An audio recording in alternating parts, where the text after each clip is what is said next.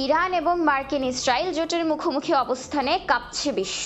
একের পর এক মার্কিন লক্ষ্যবস্তুতে হামলা, দূতাবাস ত্যাগের নির্দেশ এবং হরমুজ প্রণালীতে যুদ্ধের দামামা, সব মিলিয়ে এক চরম অস্থিরতা। ডোনাল্ড ট্রাম্পের হুমকি বনাম ইরানের পাল্টা হুঁশিয়ারি, পরিস্থিতি এখন কোন দিকে?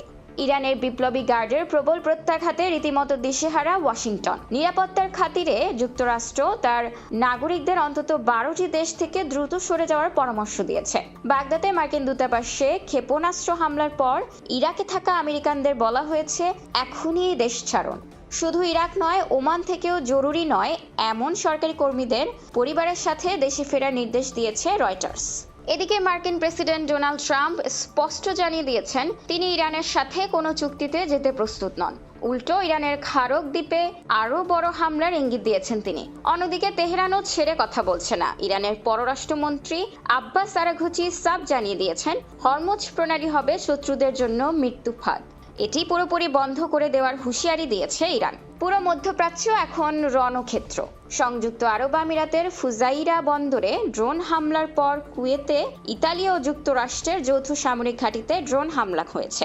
ইসরায়েলের মধ্যাঞ্চল লক্ষ্য করে বৃষ্টির মতো ক্ষেপণাস্ত্র ছুড়েছে ইরান, যদিও ইসরায়েল তা প্রতিহতের দাবি করছে। এরই মধ্যে যুক্তরাষ্ট্রের প্রস্তাবে না বলে দিয়েছে সুইজারল্যান্ড। মার্কিন যুদ্ধ বিমানকে তাদের আকাশপথ ব্যবহারের অনুমতি দেননি সুইস সরকার। অন্যদিকে ইরানের জাতীয় নিরাপত্তা পরিষদের প্রধান আলী লারিজানি এক বিস্ফোরক দাবি করেছেন।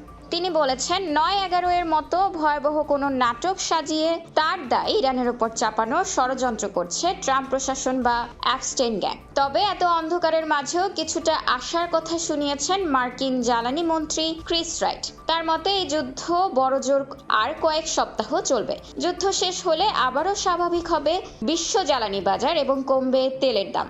অবশ্য ইরান বড় ধরনের সফলতার দাবি করলেও ইসরায়েল বা যুক্তরাষ্ট্র এখন পর্যন্ত ক্ষয়ক্ষতির বিষয়ে কোনো স্বাধীন নিশ্চিতকরণ দেননি।